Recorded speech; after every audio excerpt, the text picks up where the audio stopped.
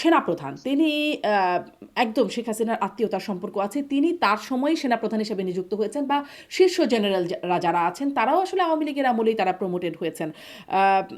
তো তারা সেনাবাহিনীর নানান রকম স্বার্থ আওয়ামী লীগ আমলে হচ্ছিল, তাদের নানান সুযোগ সুবিধা দেওয়া হচ্ছিল।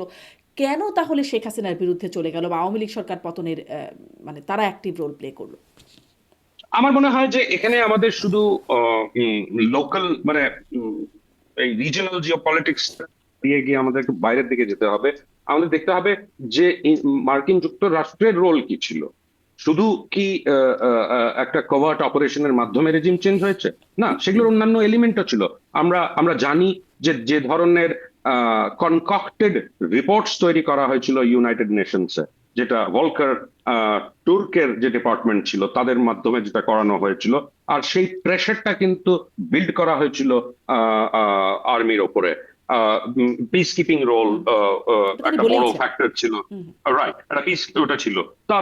তারপরে তার ফিউচার কি রোলস থাকতে পারে আমরা জানি। The proof of the pie in the eating it. এখন আমরা দেখতে পাচ্ছি যে বাংলাদেশের আহ, আহ, আহ, উম, সেনাদের অন্য একটা পয়েন্ট ইয়েতে মানে কনফ্লিক্ট জোনে হুম। পাঠাতে পারে আর কি। তো এই ধরনের আন্ডারস্ট্যান্ডিং গুলো নিশ্চয়ই পরে ওয়ার্কআউট হয়ে থাকতে পারে যে we are going to continue with doing this if you do this. Hmm. তো মানে you scratch my back, I scratch years.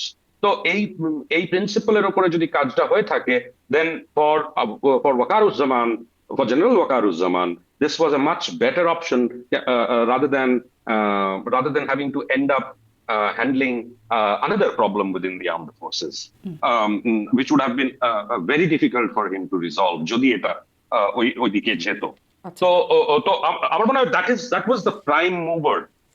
R convince করার জন্য there might have been other players আর কি, যে you have to do this because this is no longer a popular government anymore and geopolitical objectives গুলো meet করতে পারছে না, so don't come in the way, rather fall in line. আচ্ছা। তো যেই স্বার্থে আসলে শেখ হাসিনাকে সরিয়ে দেওয়ার এই রেজিম চেঞ্জ অপারেশন করলো যুক্তরাষ্ট্র এবং ভারতও, সেই স্বার্থটা কি তাদের এখন সিদ্ধি হলো? তারা কি তাদের স্বার্থটা এই সিদ্ধি করতে পারছে? জি। That is exactly what we have to wait and watch। সেজন্য আমি একটু আগে বললাম যে জিওপলিটিক্যাল গোলস গুলো কি। এই মুহূর্তে জিওপলিটিক্যাল গোল হচ্ছে চায়নাকে কিভাবে আটকানো। হ্যাঁ, চায়না কিন্তু একটা খুব মোটামুটি ভাবে একটা ইলেকশন কিন্তু মিয়ানমারে দাঁড় করিয়েছে। হুম। হুম। যে মিলিটারি হুন্টার যে মিলিটারি বস ছিলেন, হ্যাঁ, উনি কিন্তু এখন প্রেসিডেন্ট হয়েছেন মিয়ানমারের। হুম। রাইট। একটা আর তাতে আমাদের আমরা সেটা what is the lesson, what is the geopolitical lesson, সেটা হচ্ছে যে এর পেছনে চাইনিজ ব্যাকিং না থাকলে এই ইলেকশনটা সাকসেসফুলি মোরাললেস সাকসেসফুলি করতে পারতো না। তার থেকে কি বোঝানো যাচ্ছে যে চায়না যে ধরনের পাওয়ার উইল্ড করছে মিয়ানমারের ওপরে, সেটা ইজ ভেরি স্ট্রং। আর সেটাই কিন্তু এক ধরনের মেসেজ যাচ্ছে রিজনাল প্লেয়ার্সদের কাছে এবং মার্কিন যুক্তরাষ্ট্রের কাছে, মানে চাইনিজ ইন্টারেস্ট, চাইনা কিন্তু তার ইন্টারেস্ট গুলো মিয়ানমারে খুব স্ট্রংলি প্রোটেক্ট করেছে এবং করবে।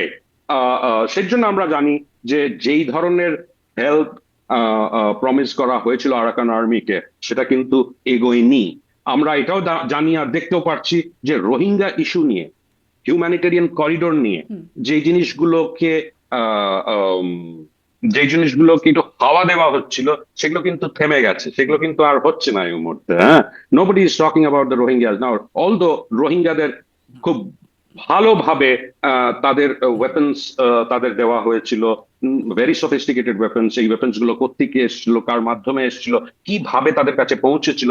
তো আমরা যেই যেই রোহিঙ্গাদের যে মিয়ানমারের রাখাইন স্টেটে ঢুকে আরাকান আর্মির সঙ্গে প্রবলেম সৃষ্টি করে যে মারামারিগুলো হচ্ছিল গত সেপ্টেম্বর থেকে, সেটাও কিন্তু থেমে গেছে এই মুহূর্তে। রাইট, এগুলো কিন্তু সব হচ্ছে মিয়ানমারের ইলেকশনের পরে। উই আর সিইং দ্যাট এই ফোর্সেস গুলো আর খুব একটা অ্যাক্টিভ নেই, বাট সেগুলো অ্যাক্টিভ অন্যভাবে হতে পারে, উই ডু নট নো। ওই জন্য বললাম এখনো কিন্তু আমাদের কাছে ওই ধরনের সিগন্যালস বা সাইন্স পাচ্ছি না যাতে কি আমরা বুঝবো যে চায়নার উপরে আবার করে যদি প্রেশার বিল্ড করতে শুরু হয়, সেটা আমরা এখনো পাচ্ছি না। জি। জি, আপনি অবশ্য শুরুতেই বলছিলেন যে আরো কিছু বিষয় মানে দেখার বাকি আছে, সেটি এখনো বলছেন।